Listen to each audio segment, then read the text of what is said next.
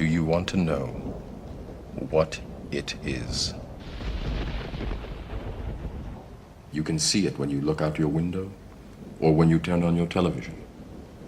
You can feel it when you go to work, when you go to church, when you pay your taxes. It is the world that has been pulled over your eyes to blind you from the truth. What truth? Once upon a time, we used gold, or paper that represented safely stored gold, as money. It worked well for thousands of years, partly because gold is independent, and partly because it keeps its purchasing power. An ounce of gold buys you as much food, clothing, and energy as it did 50, or 150, or 1,550 years ago. Compare that to modern money, which seems to buy you less and less each year. 100 years ago, when the Federal Reserve Bank was formed, $1 would buy you this much oil. 50 years ago, it bought you this much. Now, it buys you this much. That's not very much, is it? In fact, in the 100 years since the Federal Reserve Bank was formed to protect the currency, the purchasing power of the dollar has fallen by this much. Why did governments stop using gold? In 1914, the British and German governments were committed to various spending programs and World War I, a war that probably needn't have happened, and neither had the money or gold to pay for it. So they took their countries off the gold standard and, free of its restraints, printed the money they needed. In 1971, the American government was committed to various spending programs and Vietnam, a war that probably needn't have happened. And it didn't have the money or gold to pay for it, so it took America off the gold standard and, free of its restraints, printed the money it needed. Sound familiar? If governments didn't have the power to run up deficits, these wars could never have happened.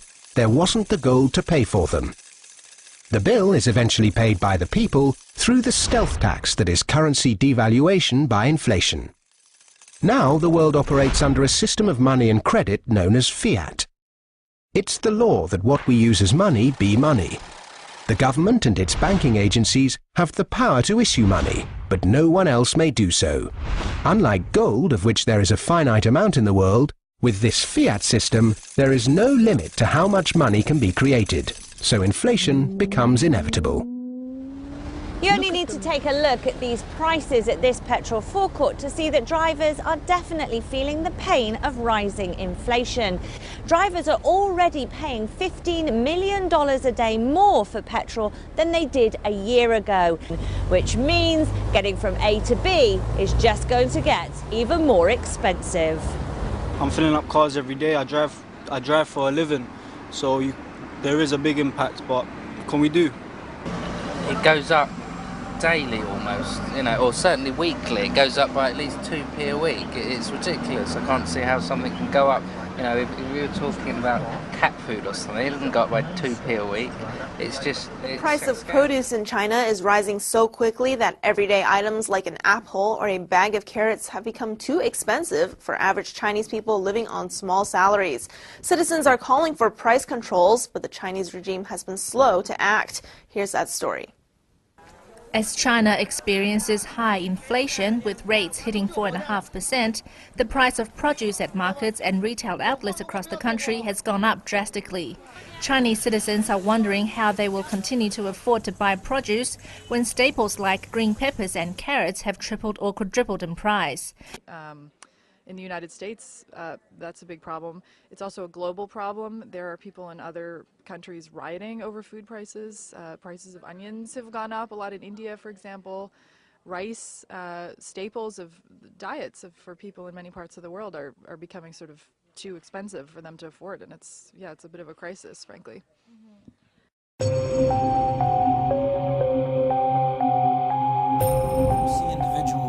Very concerned about inflation in the developing world, less concerned in the developed world, partially because we don't feel it as fast as the developing world does, but they're making tracks in the direction of gold and silver. Why are they buying it? Are they buying it because they're gold bugs? No. Are they buying it because they're fascinated with the shimmer and shine of the metal? No. They're buying it as an antidote to poison.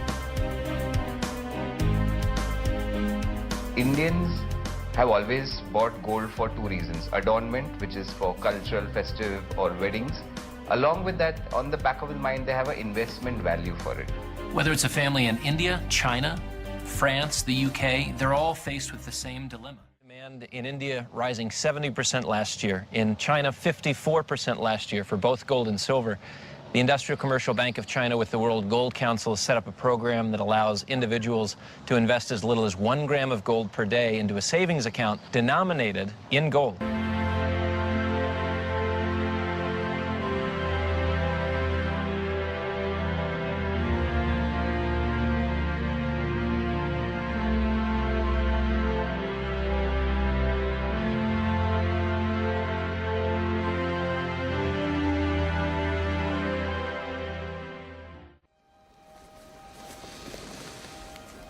This is your last chance.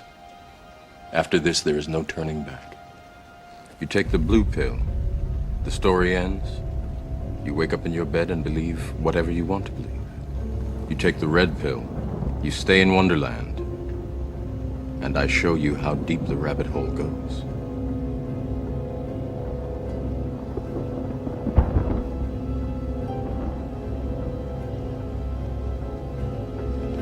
Remember, all I'm offering is the truth, nothing more.